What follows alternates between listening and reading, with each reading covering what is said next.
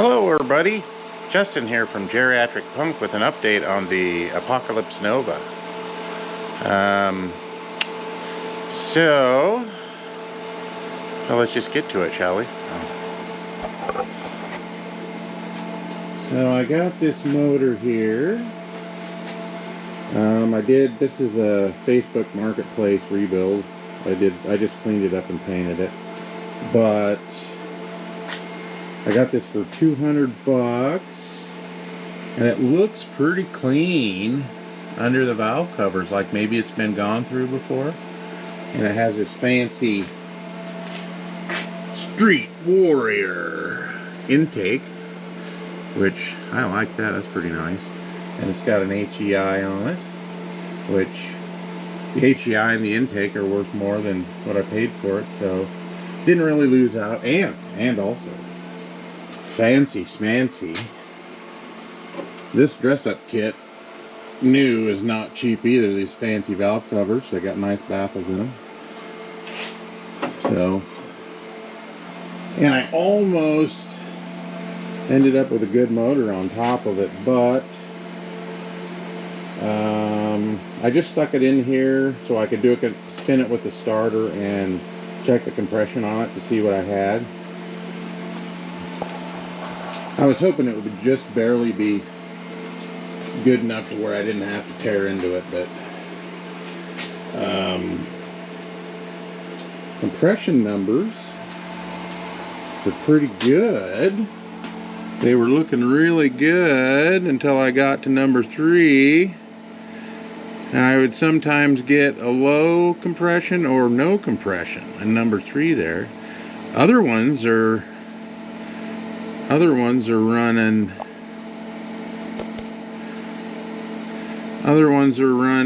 you know, between 140 and 155, which is good.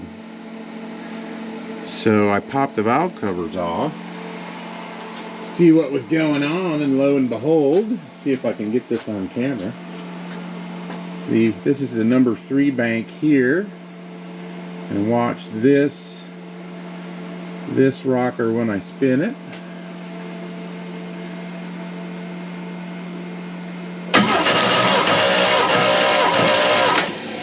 No go. All the rest of them are good, but there's one cam load missing there. So the only thing shy of keeping this or making this a good motor is that one cam load. So we're gonna have to put a cam in it. And so far, I'm not getting oil pressure with just the starter motor, which might not be a big deal because the starter motor barely turns it enough for it to register. Let's check it one more time here. Yeah, I'm not getting any movement. But that turns the motor roughly 200 RPM, so, and my first number on my gauge there is 20, which would be what you'd want for 2,000 RPM. So could be that that's not necessarily bad, but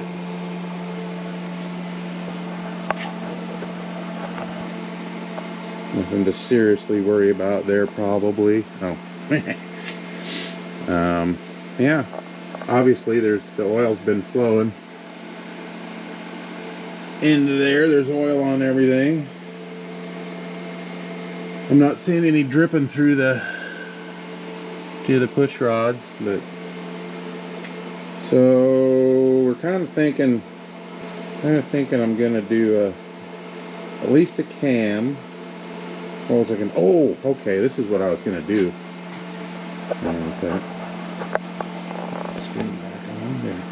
What I'm gonna do when I go to pop, I'm gonna take the distributor has to come out in order to do the cam. So what I'm gonna do is I'm gonna hook the drill up to the oil pump, see what kind of pressure I get with that. And if it's good, all I'll do is the cam. But yeah, if that's bad, then we'll have to pull the motor out, flip it over, pop the oil pan off, and do an oil pump also. But I think this will be a good motor with just a cam and possibly an oil pump.